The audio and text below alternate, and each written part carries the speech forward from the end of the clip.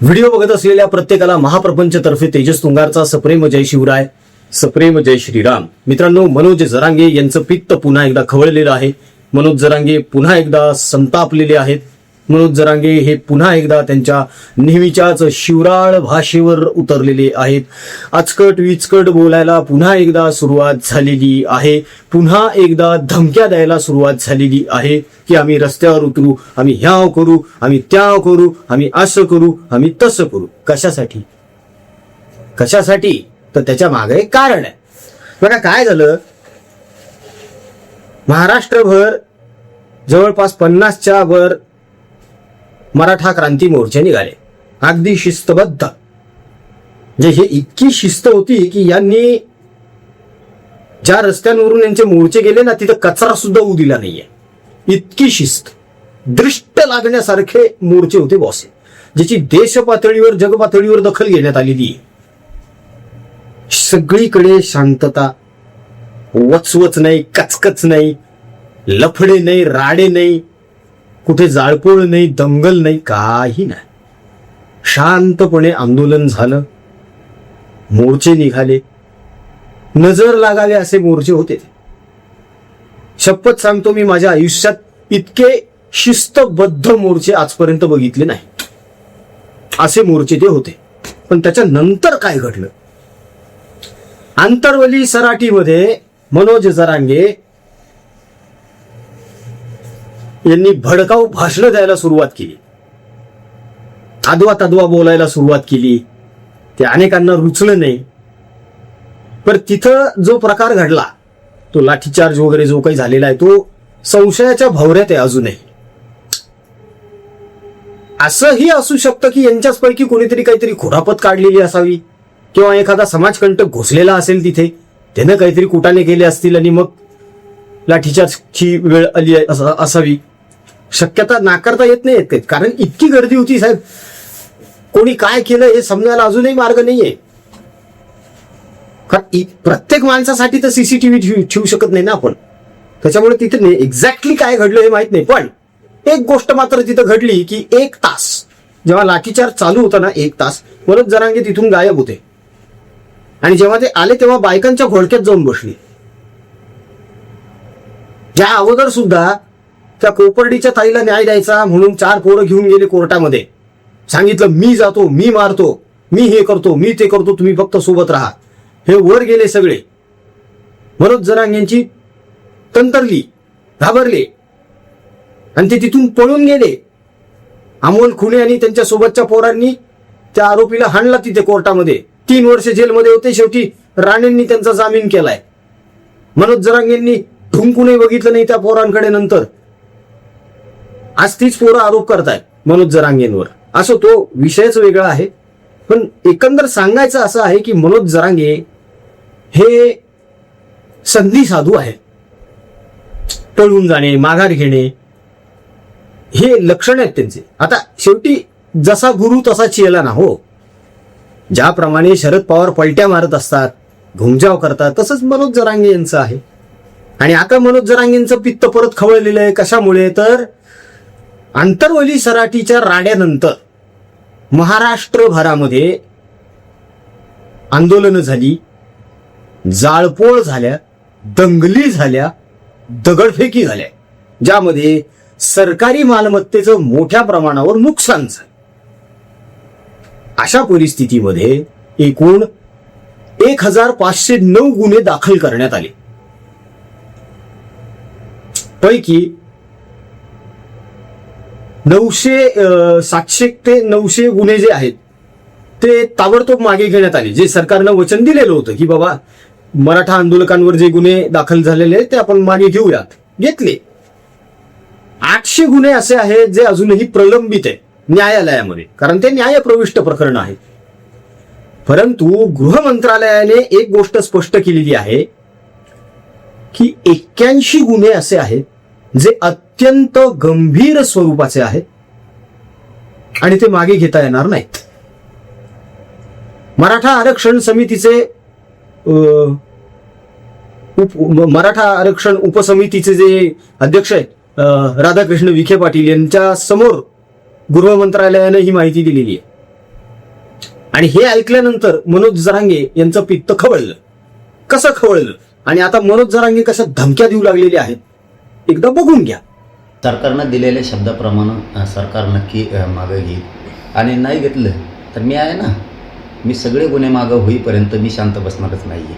गुन्हे तर सरसकटच सरकारला मागे घ्यावा लागणार आहे. पण तसा शब्दसुद्धा सरकारनं दिलेला आहे आणि त्यांनी जर घेतलेच नाही तर मी प्रचंड मोठं आंदोलन उभा करून महाराष्ट्रातले सगळे गुन्हे सरसकट मागं घेतल्याशिवाय शांत बसणारच नाही आहे. मराठवाड्यासह सगळ्या महाराष्ट्रात काय प्रक्रिया आहे, किती गुन्हे दाखल झालेत महाराष्ट्रात मराठा समाजाच्या लेकरावरती, खोटे गुन्हे, मग ते मागं घ्यायचं हे उपसमितीच्या अध्यक्षाचं काम असतं. नुसतं बाडा चलवतो, कोणकडे बोलतो आणि येड्यात काढायचं काम मराठ्यांना चाललंय. तुमची खूप दिवस असली फसवणूक चालणार नाही. होय, तुम्ही आमचे प्रश्न सोडवा, आम्ही मराठी तुमचे पाठ थापू की तुम्ही मराठा समाजाच्या उपसमितीचे अध्यक्ष झालात, आम्ही पाठ थापू. पण मराठ्याच्या अंगावरती सोडायचे, तसं पिसाळ्या कुत्र्यासारखं वागायचं जरा बंद करा. कारण याच्यामुळे माझ्या मराठा समाजाचं वाटलं होणार आहे. तुम्हाला काय मंत्रिपद मिळतील जातील, तुम्हाला काय मराठ्याच्यावर भरपूर कमवून बसलात तुम्ही, पण मराठ्यांच्या लेकराच्या अन्नात माती काढू नका, उपसमितीच्या अध्यक्षाला सांगतो. गुन्हे कसे मागे घेत नाही ते बघतोच ना मी. आता बघतो एकेकाकडं, बघतो म्हणजे नेमकं काय करतो, काय करणार आहेत हे. समजा हे 81 गंभीर गुन्हे मागे घेण्यात आले नाही तर मनोज जरांगे काय करणार. तर त्यांनी दुसऱ्या व्हिडिओमध्ये पण हेच सांगितलेलं आहे की जर गुन्हे मागे घेतले नाही तर आम्ही पुरा तीव्र आंदोलनाचा इशारा देतो. म्हणजे काय, परत आंदोलन करायचं, म्हणजे परत तिथं भडक भाषणं करायचे, परत तरुणांची माथी भडकवायची, परत ते काहीतरी दंगे धोपे करतील, दगडफेक करतील, जाळपोळ करतील, अशी चिथावणी खोर वाक्य उच्चारायची, भाषणं ठोकायची, पोरांना भरकटवायचं. मग पोरांनी परत असं काही कृत्य केलं की गुन्हे दाखल होणार. हे जे 81 गुन्हे दाखल झालेले आहेत हे गंभीर स्वरूपाचे आहेत मालक.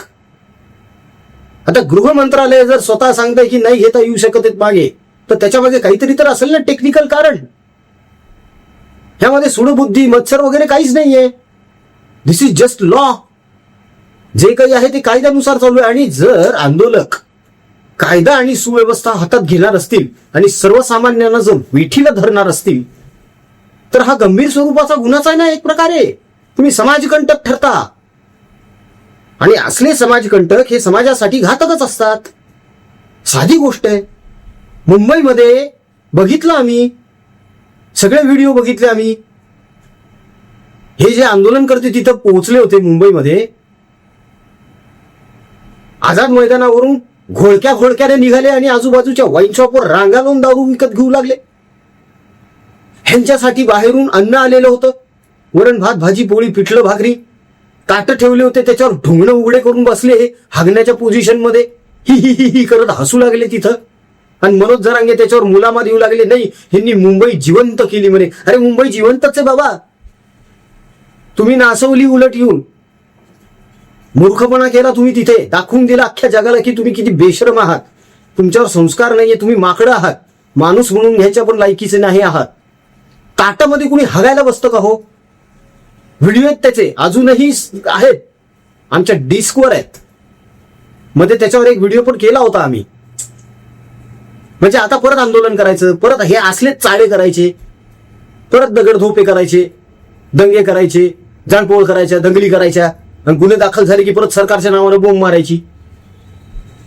बंद करा हे धंदे मनोज जरांगे, बंद करा हे धंदे. 81 गुन्हे जे गंभीर स्वरूपाचे आहेत ते नेमके काय गंभीर स्वरूपाचे आहेत हे आधी जाणून घ्या, त्याची शहानिशा करा, चर्चा करा, गृह मंत्रालयाला भेटा. पण तुम्हाला तर भेटायचंच नाहीये. मुल्ला की दोड मस्जिद तक अंतरवलीतून निघायचं आणि संभाजीनगर मधल्या त्या अद्ययावत हॉस्पिटलमध्ये येऊन ऍडमिट व्हायचं. 8-15 दिवस मस्त एसी मध्ये आराम करायचा, निघून जायचं परत अंतरवलीला. तुम्ही का नाही गेलात मंत्रालयामध्ये? तुम्ही स्वतःला राजे समजता का? तुम्हाला असं वाटतं का की अख्खं मंत्रालय बाडविस्तार घेऊन तिथे येईल अंतरवलीमध्ये? आता शक्य नाही हो. 2029 पर्यंत तर निवडणुका सुद्धा नाहीये, त्याच्यामुळे आता चिथावणीवर भाषण करून पण काही होणार नाहीये. बरं, आता हे इतकं बोलतायत, आम्ही ह्या करू, आम्ही त्या करू, आम्ही हे करू, आम्ही ते करू. अरे अजून अडकतील पोरं. मराठा समाजाचे अतोनात नुकसान करून ठेवलेलं आहे जरांगे तुम्ही, तुमच्या लक्षात येत नाहीये हे. आणि तुमच्यावर जे आंधळ प्रेम करतायत ना पोरं, त्या पोरांना सुद्धा विनंती आहे, बाबा हो मायबापाकडे बघा. गुन्हे दाखल झाल्यानंतर त्यांना कशा खेट्या माराव्या लागतात पोलीस स्टेशनच्या आणि कोर्टाच्या, ती वेदना त्या काय असतो ना तो त्रास एकदा बघा, जाणीव होऊ द्या या गोष्टीची. नका करू असं. देवानं खूप चांगलं आयुष्य दिलेलं आहे आपल्याला. आरक्षण काय आज ना उद्या भेटणारच आहे.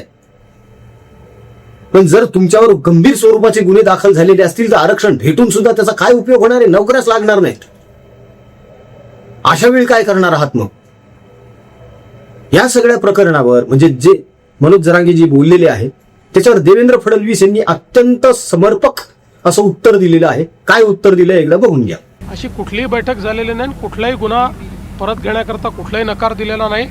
पहिल्या दिवशीपासून स्पष्ट आहे, ज्यामध्ये शासकीय संपत्तीचा लॉस झालेला आहे ते गुन्हे परत घेता येत नाही.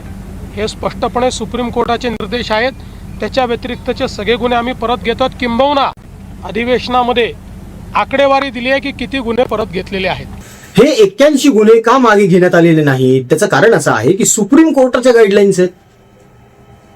आता सुप्रीम कोर्टाच्या गाईडलाईन्स या हायकोर्टाला मान्य कराव्या लागतात. हायकोर्टाच्या ज्या गाईडलाईन्स आहेत त्या खालच्या सत्र न्यायालयाला मान्य कराव्या लागतात. आता जरांगे हे सुप्रीम कोर्टापेक्षा सुद्धा महान झाले का? नाही. जरांगे यांना कायदा कळतो का? नाही. कायद्याचं काहीतरी ज्ञान आहे का यांना? अजिबातच नाही. त्याच्याचमुळे तर हा सगळा घोळ झालेला आहे. ज्ञान कशाचंच नाही, फक्त बडबड करत राहायची, वचवच करायची, शिव्या देत राहायच्या लोकांना, खडे फोडायचे लोकांच्या नावानं, आदवा तदवा बोलत राहायचं, घाण भाषा वापरायची सतत, गावठी घाणेरडी, ज्याच्यामुळे अख्खा समाज बदनाम होऊ लागलाय. लोक हसतात हो. कुठे ते अशिक्षित अडाणी लोकांचा नेता ज्ञानसूर्य विश्वरत्न महामानव डॉक्टर बाबासाहेब आंबेडकर आणि कुठे डॉक्टर, इंजिनियर, CA असले उच्च पदवीधर असलेले जे उच्च पदस्थ आहेत, सुशिक्षित, त्यांचा नेता हा असला अडाणी चौथी पास. दुर्दैव आहे हे, दुर्दैव. आणि ही गोष्ट अजूनही लोकांच्या लक्षात येत नाही. फक्त भडकाऊ भाषणं करणं, शिव्याशाप देणं आणि त्याच्यावर हे आजकालचे टार्गेट पोरं शिट्ट्या मारतात, टाळ्या मारतात. ह्याच्यामध्ये तुम्हाला मोठेपणा वाटतो? हा मोठेपणा नाहीये, हा निर्लज्जपणा, बेशरमपणा आहे. जगासमोर तुम्ही दाखवून देत आहात that we are third class. We don't have any standard. आम्हाला बेंचमार्कच नाहीये काही. हे असलं घाणेरडं वागणं हाच आमचा बेंचमार्क आहे, हॉलमार्क आहे हा आमचा. हे पुन्हा पुन्हा सिद्ध करतात जरांगे. तेव्हा जरांगे साहेब, थंड डोक्यानं थोडासा विचार करा. पुन्हा पुन्हा आंदोलनाची भाषा करू नका. अगोदरच असंख्य पोरं अडकलेले गुन्ह्यामध्ये. आरक्षण मिळून सुद्धा त्यांचा काही फायदा होणार नाहीये. घंटा नोकऱ्या भेटणार नाहीये, कारण एकदा गुन्हे दाखल झाल्यानंतर सरकारी नोकऱ्या भेटत नाही साहेब. एवढं तरी भान असू द्या, ज्ञान असू द्या. समजवा पोरांना तुमच्या. बाबा हो, कायदा हातात घेऊ नका. आरक्षणाच्या जवळ पोहोचत आलेलो आहोत आपण. हत्ती गेलाय, शिपूट राहिले. थांबा जरा, धीर धरा. नुकसान करून घेऊ नका स्वतःच्या हातानं स्वतःच. आरक्षण भेटल्यानंतर जर तुम्ही तुरुंगात असाल तर करणार काय? त्याचं लोणचं घालणार का त्या आरक्षणाचं? राग याच्यासाठी येतो ना मित्रांनो, की ज्या गोष्टीसाठी आपण भांडतोय ती गोष्ट मिळाल्यानंतर जर त्याचा आपल्याला फायदाच होणार नसेल तर मग आपण हे करतोय कशासाठी? हे का लक्षात येत नाहीये या लोकांच्या? याची जाणीव करून द्यायला पाहिजे. पालकांनी सुद्धा आपल्या मुलांना सांगितलं पाहिजे हे, की बाबा रे, थोडं डोकं शांत ठेवून काम करत जा. कुठल्या गुन्ह्यामध्ये अडकू नकोस राजा. उद्या चालून मोठी जबाबदारी असणार आहे तुझ्यावर. पालकांचं कर्तव्य आहे हे मुलांना समजवणं. दुर्दैवानं आपल्याकडे ते होत नाहीये. आपले पोरं आजकालचे जेनझी, ओ बाबा गप बसाव, तुम्हाला काय कळतं, ही भाषा वापरतात बापासाठी सुद्धा. खूप घरांमध्ये बघितलेलं आहे मी हे. वैषम्य वाटतं, वाईट वाटतं. आज या वयात सुद्धा मी माझ्या वडिलांच्या डोळ्यात डोळे टाकू शकत नाही, बघूच शकत नाही, नजर वर होत नाही माझी त्यांच्याशी बोलताना. ते बोलायला लागले की मी मान खाली घालत असतो, जमिनीकडे बघत असतो, हो बाबा हो बाबा हो बाबा करत असतो. ते प्रेमानं जरी बोलत असले तरी मी नाही बघू शकत त्यांच्याकडे. सवयच नाही लागलेली तेच तसली घाणेरडी आम्हाला उद्धटपणे वागायची. थोडं विचार करा या गोष्टीचा साहेबांनो. आरक्षण मिळेल, सगळं मिळेल, पण तुम्ही तुरुंगामध्ये आरक्षण जर घेतलं तर त्याचा काही फायदा आहे का? त्या आरक्षणामुळे तुम्ही तुरुंगातून बाहेर नाही येणार, तुम्ही तुरुंगातच राहणार. त्यामुळे जरांगे भडकवू नका पोरांना, भरकटवू नका पोरांना. थंड डोक्याने घ्या जरा, शांतपणे घ्या जरा, काही बिघडणार नाहीये. काय होईल उद्या भेटायचं ते परवा भेटेल, एक दिवस उशिरा होईल, पण जे होईल ते भक्कम होईल, चांगलं होईल, सगळ्यांच्या भल्याचं होईल. समाजामध्ये सुद्धा अस्थिरता निर्माण होणार नाही, राज्यामध्ये अस्थिरता निर्माण होणार नाही, सुखे नाही व सगळं सुरू राहील. पण हे करायचंच नसेल, अराजकच माजवायचं असेल तर चालू द्या तुमच्या मनाचं, तुम्हाला काय करायचंय ते. उद्या नुकसान आमचं काय? आता तुमच्या या टार्गेट पोरांनाच आकला नाहीये, त्याला कोण काय करणार आहे? आजूबाजूला सगळे वाळू माफिया भरून ठेवलेले, खंडणीखोर सगळे, खोक्या बहीण, अमक्या बहीण, तमक्या बहीण आहेत सगळे तिथं बसलेले. अशा परिस्थितीमध्ये अपेक्षा तरी काय करायची या लोकांकडून? सुधरा रे, सुधरा सुधरा. संघर्षातून खूप पोरं पुढे गेलेली आहेत. एक वेळचं अन्न घेऊन सुद्धा पोरं कुठे निघून गेलेली आहेत कष्टाच्या जोरावर, विदाऊट आरक्षण. त्यांना आदर्श माना. भडकाऊ भाषणं करणं, आलतू फालतूची टिंगल टवाळी करणं, ह्या असल्या लोकांना आदर्श मानू नका. आयुष्य बर्बाद होतं यानं. बघा, निर्णय तुमचा आहे मित्रांनो. या एकंदर परिस्थितीवर तुमचं नेमकं काय म्हणणं आहे ते जाणून घ्यायला आम्हाला निश्चितच आवडेल. तेव्हा तुमचं मत कमेंटमध्ये निश्चितच नोंदवा. जाता जाता छोटीशी विनंती आहे मित्रांनो, सातत्याने आपण जे कार्य करत आलेलो आहोत, ज्या सेवा आपण आपल्या स्वाभिमानी हिंदू माता बंधू भगिनी, शेतकरी, विद्यार्थी, कर्कग्रस्त रुग्ण आणि त्यांचे हालाकीच्या परिस्थितीतले नातेवाईक यांना देत आलेलो आहोत, हा सेवा संकल्पाचा प्रभू श्रीरामानं सुरू केलेला संकल्प अखंड असाच चालू राहावा, यासाठी आपल्या सहकार्याची नितांत आवश्यकता आहे. दिल्या गेलेल्या जीपे फोनपे क्रमांकावर आपल्या इच्छेनुसार मर्जीनुसार आपल्याला जे काही योगदान देता येऊ शकतं मित्रांनो ते अवश्य द्या.